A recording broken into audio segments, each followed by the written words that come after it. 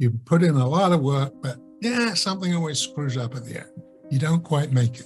Now, I'm sure we can all relate to stuff like that. Hey, how are you? Yeah, we do this weekly. Okay. I'd be happy to go ahead and bring up a new topic unless someone else has a different question they'd like to talk about. But so recently in my life, I have had some trouble with university I'm going to. I got a message that essentially said I got kicked out because my GPA was too low. And then this week I've had to go back and try to figure out, if I would be able to attend. And it looks like I'm going to be able to, but it definitely was a pretty big emotional experience for me, just because, brought up a lot of regret about the last year, brought up a lot of shame. And the other thing I was noticing was bringing up was, I'm almost done with this degree. I already have 2 other ones that aren't bachelor's degrees, but, I already have some level of achievement, and I'm almost done with the next level. Right, good. And kind of my feeling is just,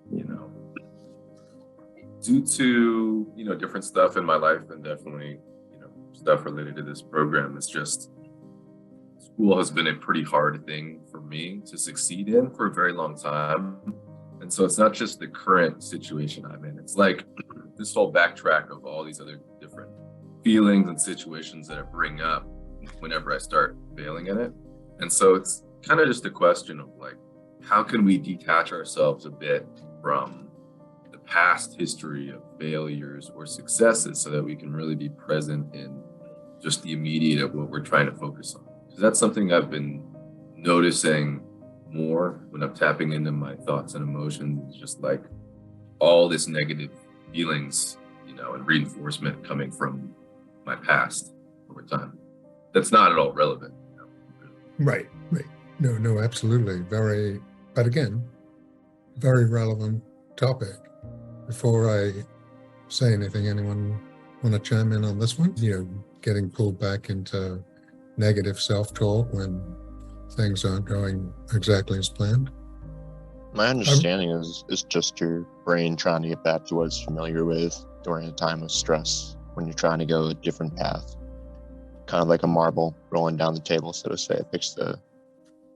Somebody else would say it more poetically. My brain's kind of fried, but No, you say it pretty well, Joshua. What you're saying, it's these negative self-thoughts are habits. They're habits, just like other habits, and they automatically pop up. And where did it come from? What experience did it come from? There's a lot of evidence, or more work anyway, on that topic, where a lot of our thoughts and ideas and what have you really come from much earlier in life, and they just pop up. We just assume them, we endorse them, and we don't ever stop to say, where did that idea come from? Can I remember who gave me that idea or where I got that idea?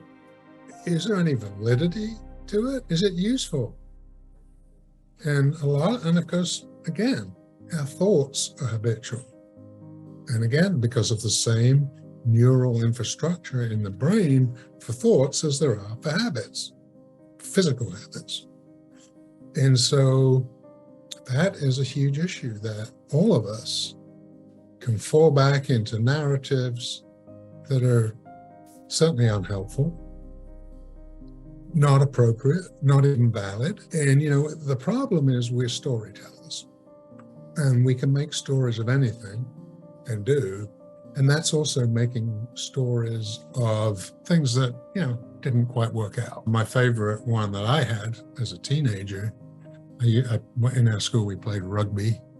And in one game, we were about to get it over the line to score a try. And someone fumbled the ball, one of the guys in the other team picked it up and ran down the field. And I chased him all the way down the field. I dived, but I missed the tackle, and he scored.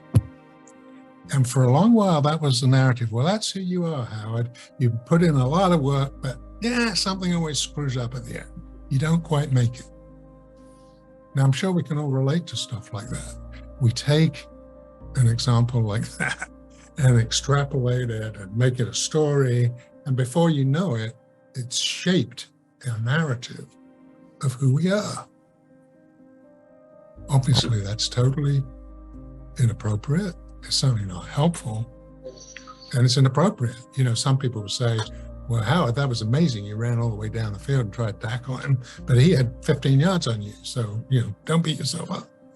But no, that's not how I perceived that.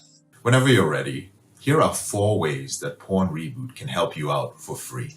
The first way is to subscribe to our channel and make sure that you click on the notification bell to get a new video every other day.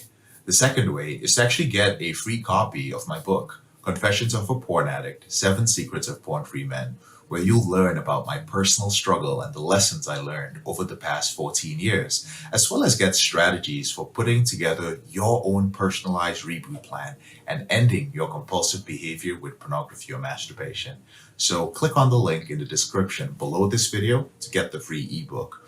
And thirdly, if you're not sure where you'd like to start, but you'd like to learn more about my team and I, or you'd like to spend time with more like-minded professionals like entrepreneurs, business owners, men who work in sales or consulting or high-level jobs, men who are controlling their behavior, then join our free and confidential group, the Porn Reboot group on Facebook. There's also a link to join the group in the description below this video. And finally, if you need our help right now because you have a burning issue, it's an emergency. Your behavior with pornography is hurting you mentally. You're about to lose your relationship and you want to live up to your potential or be an authentic man and free yourself from shame, guilt, and underachieving, then click on the link in the description below this video that actually says free coaching call, or visit elevatedrecovery.org and click on the link which says book a call.